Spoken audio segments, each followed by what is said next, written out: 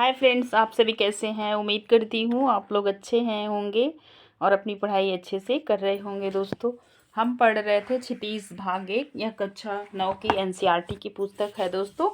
और जो हमारे टीजीटी के पाठ्यक्रम में, पीजीटी के नहीं, टीजीटी केवीएस टीजीटी के पाठ्यक्रम में लगाई हुई है दोस्तों।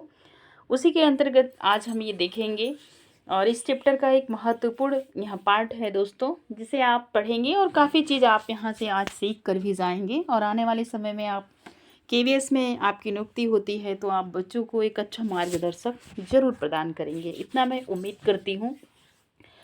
यह जो है कि पुस्तक है और पुस्तक के माध्यम से आज हम इसका जो है कि यह लेसन पढ़ रहे हैं। क्षितिज भाग 1 की यह पुस्तक है, ध्यान दीजिएगा। और आज हम पढ़ेंगे श्यामा चरण दुबे को। किसको पढ़ेंगे? श्यामा चरण दुबे को। ठीक है। सबसे पहले यदि आपके जो है कि पाठ्यक्रम में लगाई हुई यह पुस्तक है और यह लेखक, तो लेखक के बारे में जानना अवश्य है दोस्तों। चलिए चलते हैं, हम जो है लेखक परिचय देखते हैं। श्यामा चरण दुबे, ठीक है, ध्यान दें। श्यामा चरण दुबे का जन्म 1922 में मध्य प्रदेश में हुआ था। बुंदेलखंड क्षेत्र में हुआ था। नागपुर विश्वविद्यालय से जो है कि मानव विज्ञान में पीएचडी की, क्या किए, मानव विज्ञान में इन्होंने पीएचडी किया। ठीक है। और इसके बाद आप देखेंगे कि फिर यह कैसे अपने साहित्य की तरफ इनका झुकाव हुआ। और ध्यान दीजिए क्या क्या फिर इनका करियर रहा। मानव और संस्कृति, परंपरा और इतिहास बोध, संस्कृति तथा शिक्षा, समाज और भविष्य, भारतीय ग्राम संक्रमण की पीड़ा, विकास और समाजशास्त्र, समय और संस्कृति। हिंदी में उनकी प्रमुख पुस्तकें हैं। प्रोफेसर दुबे मतलब श्याम चरण दुबे, ध्यान दीजिए, ने विभिन्न विश्वविद्यालयों में अध्यापन किया तथा अनेक संस्थाओं में प्रमुख पदों पर रहे। जीवन, समाज और संस्कृति के ज्वलंत विषयों पर उनके विश्लेषण एवं स्थापनाएं उल्लेखित हैं। भारत की जनजातियों और ग्रामीण समुदायों पर केंद्रित उनके लेखों ने बृहद समुदाय का ध्यान आकर्षित किया। वे जटिल विचारों और तार्किक विश्लेषण के साथ सहज भाषा में प्रस्तुत किए। उपभोक्ता और संस्कृति क्या पढ़ेंगे हम आज? इनका जो मेन रचना है उपभोक्ता और संस्कृति, तो उसी में लेखक यहाँ पे आपको सार बता रहे हैं कि इसके अंतर्गत वो क्या किए हैं। ठीक है, ध्यान दीजिए। उपभोक्तावाद की संस्कृति निबंध बाजार की गिरफ्तार में आ रहे समाज की वास्तविकता को प्रस्तुत करता है। लेखक का मानना है कि हम विज्ञान की चमक दमक के कारण वस्तुओं के पीछे भाग रहे हैं। कहाँ भाग रहे हैं? वस्तुओं के पीछे भाग रहे हैं। हमारी निगाह गुणवत्ता पर नहीं है। संपन्न अभिजन वर्ग प्रदर्शनपूर्ण मतलब दिखावा ज़्यादा है शैली अपनाई जा रही है, जिसे सामान्य जन भी ललचाई निगाहों से देखते हैं। यह सभ्यता के विकास की चिंताजनक बात है, उसे उपभोक्तावाद ने परोसा है। मतलब हमारे जितने विदेशी हैं वो क्या किए, हमारे यहाँ परोस दिए हैं। लेकिन लेखक की यह बात महत्वपूर्ण है कि जैसे जैसे यह दिखावे की संस्कृति फैलेगी, सामाजिक अशांति और विषमता बढ़ेगी। सामाजिक अशांति होंगी, लोग लोगों को काटेंगे खाएंगे, वही। अब चलिए हम लेखक जिस रचना को लेकर आपके पाठ्यक्रम में हाजिर हैं उन्हें देखिए। उपभोक्तावाद की संस्कृति क्या है? उपभोक्तावाद की संस्कृति, ध्यान दें। धीरे धीरे सब कुछ बदल रहा है। एक नई जीवन शैली अपना वर्चस्व स्थापित कर रही है। उसके साथ आ रहा है एक नया जीवन दर्शन, उपभोक्तावाद का दर्शन। दर्शन का मतलब होता है ज्ञान की खोज करना। ठीक है, तो वही यहाँ पे बता रहे हैं उपभोक्तावाद का दर्शन। उत्पादन बढ़ाने पर जोर है चारों ओर। यह उत्पादन आपके लिए है, आपके भोग के लिए है, आपके सुख के लिए है। सुख की व्याख्या बदल गई है। सुख देखिए, आप लेखक क्या बता रहे हैं, सुख किसे कहते हैं? तो उपभोग, भोग ही सुख है। एक सूक्ष्म बदलाव आया है नई स्थितियों में। उत्पाद तो आपके लिए हैं, पर आप यह भूल जाते हैं कि जाने अनजाने आज के माहौल में आपका चरित्र भी बदल रहा है। आप उत्पाद को समर्पित होते जा रहे हैं। विलासिता की सामग्री से बाजार भरा पड़ा है। देख रहे हैं, विलासिता की सामग्री से बाजार भरा पड़ा है।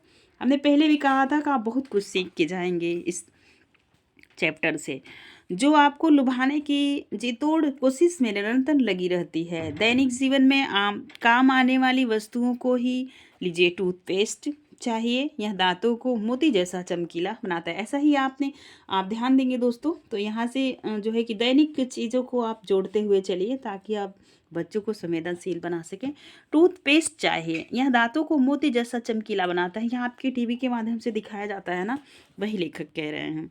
यह मुंह की दुर्गंध हटाता है। क्या करता है? मुंह की दुर्गंध हटाता है। यह मसूड़ों को मजबूत बनाता है। यह पूर्ण सुरक्षा देता है। वह सब करके जो 3-4 पेस्ट अलग अलग के करते हैं। किसी पेस्ट का मैजिक फार्मूला है, देख रहे हैं, मैजिक फार्मूला है। कोई बबूल या नीम के गुणों से भरपूर है। कोई ऋषि मुनियों द्वारा स्वीकृति तथा मान्य वनस्पति, जैसे आप आज के डेट में आप देखेंगे पतंजलि का स्टोर वही बता रहे हैं कि कोई ऋषि मुनियों द्वारा स्वीकृत तथा मान्य वनस्पति और खनिज तत्वों के मिश्रण से बना है। जो चाहें चुन लीजिए। यदि पेस्ट अच्छा है तो ब्रश भी अच्छा होना चाहिए। आकार, रंग, बनावट, पहुँच और सफाई की क्षमता में अलग अलग, एक से बढ़कर एक। मुंह की दुर्गंध से बचने के लिए माउथ वॉश भी चाहिए। सूची और भी लंबी हो सकती है, पर इतनी चीज़ों का ही बिल फाड़ी काफ़ी बड़ा हो जाएगा, क्योंकि आप शायद बहुविज्ञापित और कीमती ब्रांड खरीदना ही पसंद करें। सौंदर्य प्रसाधनों की भीड़ तो चमत्कृत कर देने वाली है। हर माह उनमें नए नए उत्पाद जुड़ते हैं। साबुन ही देखिए, एक में हल्की खुशबू है तो दूसरे में तेज। एक दिन भर आपके शरीर को तरोताज़ा रखता है, ऐसा प्रचार आपने देखा होगा। तरोताज़ा रखता है तो दूसरा पसीना रोकता है। तीसरा जर्म्स से आपकी रक्षा करता है। यह लीजिए, जिसे स्टार्न के सौंदर्य का रहस्य है उसका मनपसंद साबुन। सच्चाई का अर्थ समझना चाहते हैं, यह लीजिए। शरीर को पवित्र रखना चाहते हैं, यह लीजिए। शुद्ध गंगा जल में बनी साबुन है। चमड़ी को नर्म रखने के लिए यह लीजिए। महंगी है पर आपके सौंदर्य में निखार ला देगी। संभ्रांत महिलाओं को ड्रेसिंग टेबल पर 30-30 हज़ार का ये जो है 30-30 हज़ार का सौंदर्य सामग्री होना तो मामूली बात है। ध्यान दीजिए। पेरिस से परफ्यूम मंगाइए, इतना ही अब खर्च हो जाएगा। ये प्रतिष्ठा चिन्ह है। समाज में आपकी हैसियत जताते हैं। पुरुष भी इस दौड़ में पीछे नहीं है। पहले उनका काम साबुन और तेल से चल जाता था। आफ्टर शेव और कोलोन बाद में आए। अब तो इस सूची में 2 दर्जन चीज़ें जुड़ गई हैं। छोड़िए इस सामग्री को। वस्तु और परिधान की दुनिया में आइए। जगह जगह बुटीक खुल गए हैं। नए नए डिज़ाइन के परिधान बाज़ार में आ रहे हैं। ये ट्रेंडी है और महंगे भी हैं। पिछले वर्ष के फैशन इस वर्ष शर्म की बात है कि घड़ी पहले समय दिखाती थी। इसके बाद यदि यहीं काम लेना हो तो 400-500 में मिल जाएगी। हैसियत जताने के लिए आप 50-60 हज़ार से लाख 1.5 लाख की घड़ी भी ले सकते हैं। संगीत की समझ हो या नहीं, कीमती म्यूजिक सिस्टम ज़रूरी है। कोई बात नहीं यदि आप उसे ठीक तरह चला भी नहीं सके। कंप्यूटर को देखिए। इन कंप्यूटर के माध्यम से लेखक कैसे समाज को एक आईना दिखा रहे हैं। कंप्यूटर काम के लिए तो खरीदे ही जाते हैं, मगर दिखावे के लिए उन्हें खरीदने वालों की संख्या भी कम नहीं है। खाने के लिए 5 सितारा होटल है, वहाँ तो अब विवाह भी होने लगे हैं। बीमार पड़ने पर 5 सितारा अस्पतालों में आइए। सुख सुविधा में और अच्छे इलाज के अतिरिक्त यह अनुभव काफ़ी समय तक चर्चा का विषय भी रहेगा। पढ़ाई के लिए 5 सितारा पब्लिक स्कूल है। शीघ्र ही शायद कॉलेज और यूनिवर्सिटी भी बन जाएंगे। भारत में तो यह स्थिति अभी नहीं आई है, पर अमेरिका और यूरोप के कुछ देशों में आप मरने के पहले ही अपने अंतिम संस्कार और अनंत विश्राम का प्रबंध भी कर सकते हैं। एक कीमत पर आपकी कब्र के आसपास सदा हरी घास होगी, मनचाहे फूल होंगे, चाहे तो वहाँ फव्वारे होंगे, मंद ध्वनि में निरंतर संगीत भी। कल भारत में भी यह संभव हो सकता है, ज़रूरी है, क्योंकि ज़रूरी है और हो रहा है वर्तमान में। लेखक जब लिख रहे थे 1922 में, उन्होंने कल्पना किया था दोस्तों। आज की डेट में आप देखेंगे आपके पास ये सारी चीज़ें उसी अनुरूप आपके समाज में आ चुकी हैं जैसे यह कल्पना किए थे लेखक। प्रतिष्ठा के अनेक रूप होते हैं, चाहे वे हास्यपद ही क्यों न हो। यह है एक छोटी सी झलक उपभोक्तावादी समाज की। यह विशिष्ट जन का समाज है, पर सामान्य जन भी इसे ललचाई निगाहों से देखते हैं। उनकी दृष्टि में यह विज्ञापन की भाषा में यही है, राइट चॉइस बेबी। देखिए अब कैसे उस समय प्रचार हो रहा था, यहाँ पे जो है कि चित्र के माध्यम से दिखाने का काम कर रहे हैं। अब विषय के गंभीर पक्ष की ओर आए। उस उपभोक्ता संस्कृति का विकास भारत में क्यों हो रहा है? सॉरी दोस्तों।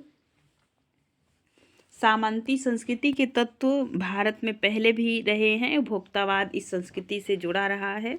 आज सामंत बदल गए हैं, सामंती संस्कृति का मुहावरा बदल गया है। हम सांस्कृतिक अस्मिता की बात कितनी ही करें, परंपराओं का अवमूल्यन हुआ है, आस्थाओं का क्षरण हुआ है। कड़वा सच तो यह है कि हम बौद्धिक दासता स्वीकार कर रहे हैं, पश्चिम के सांस्कृतिक उपनिवेश बन रहे हैं। हमारी नई संस्कृति अनुकरण की संस्कृति है।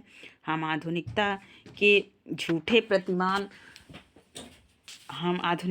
झूठे प्रतिमान अपनाते जा रहे हैं। प्रतिष्ठा की अंधी प्रतिस्पर्धा में जो अपना है उसे खोकर छद्म आधुनिकता की गिरफ्त में आते जा रहे हैं। संस्कृति की नियंत्रण शक्तियों के छीड़ हो जाने के कारण हम दिग्भ्रमित हो जा रहे हैं। मतलब क्या हम दिखावे से इतना ज़्यादा परेशान हो गए हैं कि हमारा जो दिशा है वो भी क्या हो रहा है, भ्रमित हो जा रहा है दोस्तों। ठीक है, आगे चलते हैं। अब ध्यान देंगे, हमारा समाज ही अन्य निर्देशित होता जा रहा है। मतलब दूसरों के हिसाब से हमारे समाज को लोग चला रहे हैं। विज्ञापन और प्रचार के सूक्ष्म तंत्र हमारी मानसिकता बदल रहे हैं। उनमें सम्मोह की शक्ति है, वशीकरण की भी है। अंततः इस संस्कृति के फैलाव का परिणाम क्या होगा, अब आप इस समय देख रहे होंगे जिस समय वो कल्पना किए थे लेखक। इस गंभीर चिंता का विषय है हमारे सीमित संसाधनों का घोर अपव्यय हो रहा है। जीवन की गुणवत्ता आलू के चिप्स से नहीं सुधरती है, वह बहुविज्ञापित शीतल पेय से। भले ही वे अंतर्राष्ट्रीय हों, पिज्ज़ा और बर्गर कितने ही आधुनिक हों हैं, वे कूड़ा खाद्य, मतलब लेखक आप देख रहे हैं कि लेखक उस समय उसे कूड़ा खाद्य मतलब फेंकने वाला भोजन बताए हैं। यहाँ पे समाज में वर्गों की दूरी बढ़ रही है, सामाजिक सरोकारों में कमी आ रही है। जीवन स्तर का यह बढ़ना अंततः आक्रोश और अशांति को जन्म दे रहा है। जैसे जैसे दिखावे की यह संस्कृति फैलेगी, सामाजिक अशांति भी बढ़ेगी। हमारी संस्कृति अस्मिता का ह्रास हो रहा है। क्या हो रहा है, हमारी संस्कृति की जो अस्मिता थी उसका ह्रास हो रहा है। ध्यान दीजिए, हो रहा है। वो हमारी संस्कृति अस्मिता का ह्रास तो हो ही रहा है, हम लक्ष्य भ्रम से भी पीड़ित हैं। विकास के विराट उद्देश्य पीछे हट रहे हैं। हम झूठी तुष्टि के तत्कालिक लक्ष्यों का पीछा कर रहे हैं। मर्यादाएं टूट रही हैं, नैतिक मानदंड ढीले पड़ रहे हैं, व्यक्ति केंद्रिता बढ़ रही है। स्वार्थ व्यक्ति केंद्रिता से यहाँ पे आप क्या समझ रहे हैं, कमेंट करके अवश्य बताइएगा। यदि आप कक्षा 9 के विद्यार्थी हैं तो आपको थोड़ा सा ध्यान दे के पढ़ना होगा बच्चों। ध्यान दीजिए, व्यक्ति केंद्रिता बढ़ रही है। व्यक्ति केंद्रिता का मतलब व्यक्ति स्वयं में सीमित हो रहा है। जहाँ समाज से जुड़ा रहता था वहाँ अकेला फील कर रहा है। स्वार्थ परमार्थ पर हावी हो रहा है। यहाँ भोग की आकांक्षाएं आसमान को छू रही हैं। किस बिंदु पर रुकेंगी यह दौड़, क्वेश्चन मार्क है, विचार कीजिएगा। गांधी जी ने कहा था कि हम स्वस्थ सांस्कृतिक प्रभाव के लिए अपने दरवाजे खिड़की खुले रखें, पर अपनी बुनियाद पर कायम रहें। उपभोक्ता संस्कृति हमारी सामाजिक नींव को ही हिला रही है। यह एक बड़ा खतरा है भविष्य के लिए, यह एक बड़ी चुनौती है। विचार करेंगे आप। लेखक मतलब आपको किस तरीके से समझाने का प्रयास किए हैं, खासकर युवा पीढ़ी चिंतन करें, मनन करें, फिर उस हिसाब से आप ध्यान दें कि अब परमार्थ, जैसे एक शब्द आया था अभी ऊपर आपने देखा था परमार्थ, दोस्तों। परमार्थ से आप क्या समझते हैं कमेंट के माध्यम से ज़रूर बताइएगा। परमार्थ, ठीक है।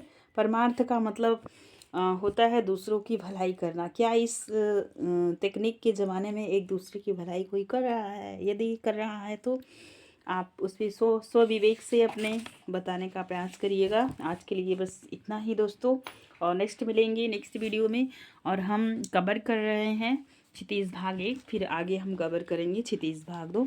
ऐसे ही पुस्तकों के संसार में अपने को रमाने के लिए लगे रहिए इस चैनल को दोस्तों। वीडियो व्याख्यान पसंद आए तो प्लीज़ एक कमेंट अवश्य करिएगा। धन्यवाद।